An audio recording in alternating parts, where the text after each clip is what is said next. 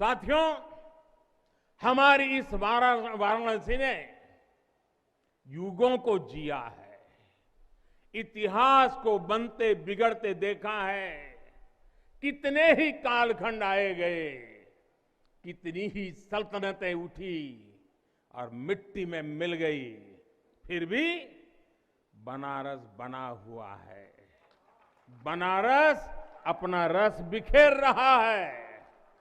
बाबा का ये धाम शाश्वत ही नहीं रहा है, इसके सौंदर्य ने भी हमेशा संसार को आश्चर्यचकित और आकर्षित किया है।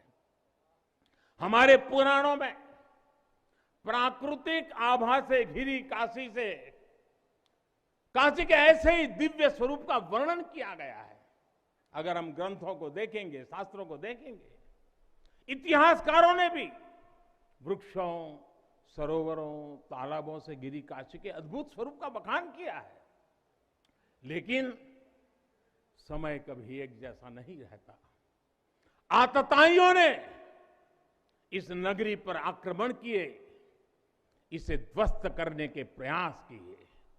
औरंगजेब के अत्याचार, उसके आतंक का इतिहास साक्षी है। जिसने सभ्यता को तलवार के बल पर बदलने की कोशिश की, जिसने संस्कृति को कट्टरता से कुचलने की कोशिश की, लेकिन इस देश की मिट्टी बाकी दुनिया से कुछ अलग है। यहां अगर औरंगजेब आता है तो शिवाजी भी उठ खड़े होते हैं। अगर कोई सालार मसूद इधर बढ़ता है तो राजा सुहेलदेव जैसे वीर योद्धा उसे हमारी एकता की ताकत का एहसास करा देते हैं। और अंग्रेजों के दौर में भी वॉरेन हेस्टिंग का क्या हाल काशी के लोगों ने किया था। ये तो काशी के लोग समय समय पर बोलते रहते हैं और काशी की जुबान पे निकलता है, घोड़े पर हौदा और हाथी पर जिन जान लेकर भागल वॉरेन हेस्टिंग।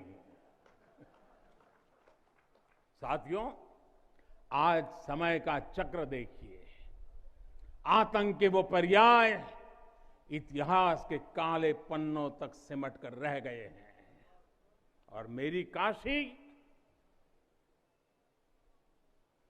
काशी आगे बढ़ रही है, अपने गौरव को फिर से नई भव्यता दे रही है।